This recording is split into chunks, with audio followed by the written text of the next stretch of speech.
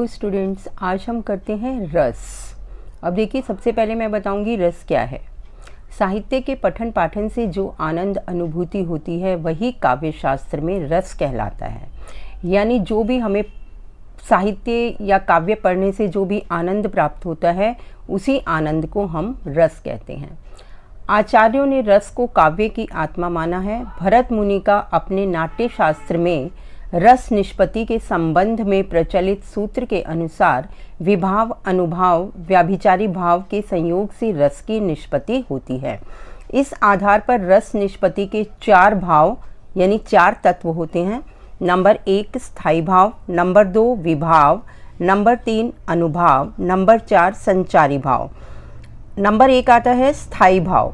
स्थायी भाव का संबंध रसों से होता है। रस 10 हैं, इसलिए स्थायी भाव भी 10 हैं। नंबर 1 स्थायी भाव रति, जिसका रस है श्रृंगार रस। नंबर 2 हास्य, जिसका रस है हास्य रस। शोक करुण रस का। उत्साह वीर रस का। क्रोध रौद्र रस का। भय भयानक रस का। जुगुप्सा विभत्स रस का। निर्वेद शांत रस का। विस्मय अद्भुत रस का। और पुनः रति यानी संतान के प्रति जो प्रेम है वह रति आती है वात्सल्य रस में। नंबर 2 विभाव, जो कारण हृदय में स्थित स्थायी भाव को जागृत तथा उद्दीप्त करते हैं विभाव कहलाते हैं। विभाव के 2 भाग होते हैं। नंबर 1 आलंबन और नंबर 2 उद्दीपन। आलंबन है जिस व्यक्ति या वस्तु के कारण स्थायी भाव जागृत होता है उसे आलंबन कहते हैं, जैसे नायक, नायिका और प्रकृति आदि। नंबर 2 उद्दीपन। उद्दीपन है स्थायी भाव को उद्दीप्त करने वाले कारण उद्दीपन विभाव कहलाते हैं, जैसे नायिका का सौंदर्य आदि। नंबर 3 अनुभाव। आलंबन, उद्दीपन, विभाव द्वारा रस को पुष्ट करने वाली शारीरिक अथवा मानसिक चेष्टाएं अनुभाव कहलाती हैं, जैसे खुशी के आंसू आना या दुख में आंसू आना। नंबर 4 है संचारी भाव। स्थायी भाव को पुष्ट करके रस निष्पत्ति में सहायक भावों को संचारी भाव अथवा व्याभिचारी भाव कहते हैं। अब देखिए, रस के भेद हमने पढ़े। रस के भेद थे 9। अब उन्हीं रसों को हम विस्तार से पढ़ते हैं। नंबर 1 श्रृंगार रस। सभी रसों में श्रेष्ठ मानते हुए इसे रसराज की उपाधि दी गई है। इसके 2 भेद होते हैं। नंबर 1 संयोग श्रृंगार रस और नंबर 2 वियोग श्रृंगार रस। पहले हम पढ़ते हैं संयोग श्रृंगार रस। इसमें नायक नायिका के मिलन से रति भाव संयोग श्रृंगार की उत्पत्ति करता है। उदाहरण, एक पल मेरी प्रिया के दृढ़ पलक थे उठे ऊपर, सहज नीचे गिरे, चपलता ने इस विकम्पित पुलक से दृढ़ किया मानो प्रणय। इसमें स्थायी भाव है रति, आलंबन है नायक नायिका, उद्दीपन है पलकों का गिरना और उठना, अनुभाव है पुलक और कंपन।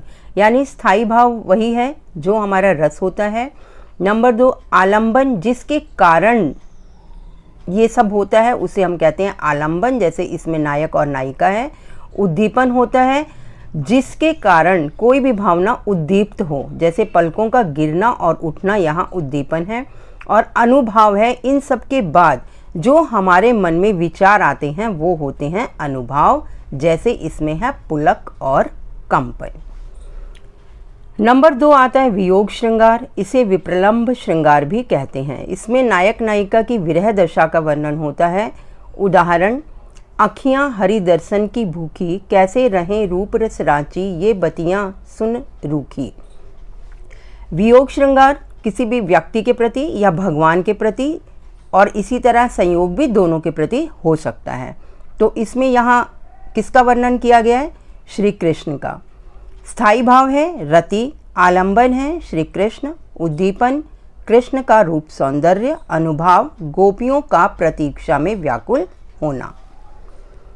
नंबर 2 है हास्य रस, जिससे हास्य भाव जागृत हो वही हास्य रस कहलाता है। उदाहरण, पों पों करती सुहावनी कैसे मुनिमख शंख बजावहीं जैसे, मग बीच कीच उलीचती कैसे, फागुन फाग रचहीं जन जैसे। अब इसमें क्या है, जो गाड़ी आ रही है वह है आलंबन, यानी जो कार है वो आलंबन है। स्थायी भाव वही है हास। उद्दीपन कार की पोंपों। नंबर 3 करुण रस। प्रिय व्यक्ति या वस्तु के विनष्ट होने से हृदय में उत्पन्न शोक स्थायी भाव करुण रस के रूप में व्यक्त होता है। उदाहरण, अभी तो मुकुट बंधा था माथ, हुए कल ही हल्दी के हाथ, खुले भी न थे लाज के बोल, खिले थे चुंबन शून्य। कपोल। स्थायी भाव शोक, आलंबन पति की अकाल मृत्यु, अनुभाव रुदन, संचारी भाव स्मृति, चिंता और विषाद। नंबर 4 वीर रस। युद्ध अथवा शौर्य पराक्रम के कार्यों में उत्साह उत्पन्न होना वीर रस कहलाता है। उदाहरण, हे सारथे हैं द्रोण क्या, देवेंद्र भी आकर अड़े, है खेल क्षत्रिय बालकों का, व्यूह भेदन कर लड़ें। मैं सत्य कहता हूँ सखी, सुकुमार मत जानो मुझे, यमराज से भी युद्ध में प्रस्तुत सदा जानो मुझे। इसमें स्थायी भाव है उत्साह, आलंबन शत्रु, अनुभाव अभिमन्यु के वचन, संचारी भाव रोमांच, उत्सुकता, चुनौती और उग्रता। नंबर 5 आता है भयानक रस। किसी भी भयानक वस्तु, व्यक्ति या दृश्य को देखते ही भय की उत्पत्ति होने से भयानक रस की अभिव्यक्ति होती है। उदाहरण, नभते झपटत बाज लखी, भूलियो सकल प्रपंच, कंपित तन व्याकुल नयन, लावक हिलियो नरंच।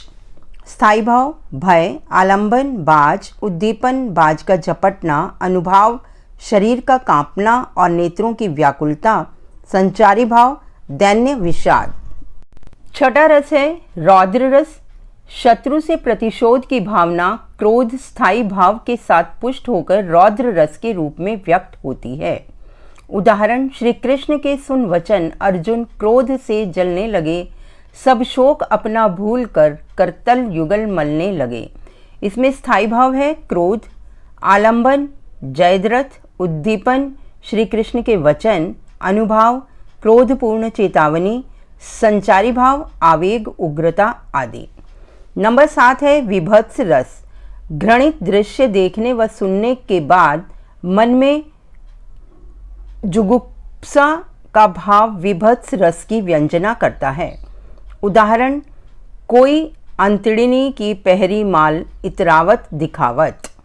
स्थायी भाव है जुगुप्सा, जुगुप्सा है घृणा, आलंबन घृणित दृश्य, उद्दीपन आंतों की माला, अनुभाव घृणित दृश्य को देखकर मुंह फेर लेना, संचारी भाव निर्वेद ग्लानि आदि। नंबर 8 आता है अद्भुत रस। किसी विचित्र व्यक्ति या कार्य को देखकर जब आश्चर्य होता है तब अद्भुत रस की व्यंजना होती है। उदाहरण, एक अचंभा देखियो रे भाई, ठाड़ा सिंह चरावे गाय। इसमें क्या है कि शेर खड़ा होकर गाय चरा रहा है, तो ये बहुत ही आश्चर्य की बात है।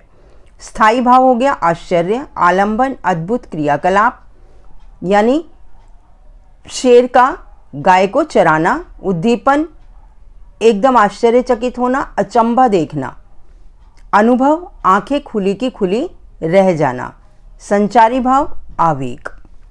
नंबर 9 है शांत रस। संसार से विरक्ति होने पर शांत रस की अभिव्यक्ति होती है। उदाहरण, कबहुक हों यह रहनी रहोंगो, श्री रघुनाथ कृपालु कृपाते, संत सुभत गहोंगो। स्थायी भाव है निर्वेद और वैराग्य, आलंबन सांसारिक सुख साधन, उद्दीपन मोहमाया, अनुभाव संकल्प, संचारी भाव मति। नंबर 10 आता है लास्ट में वात्सल्य रस। वात्सल्य रस संतान के प्रति रति भावना यानी संतान के प्रति प्रेम होना वात्सल्य रस कहलाता है। उदाहरण, यशोदा हरि पालने झुलावे। स्थायी भाव रति पुत्र के प्रति स्नेह, आलंबन पुत्र श्री कृष्ण, उद्दीपन बालक की क्रीड़ाएं, अनुभव पालना झुलाना, संचारी भाव, हर्ष, आवेग आदि। आशा करती हूँ आपको रस अच्छे से समझ आ गए होंगे।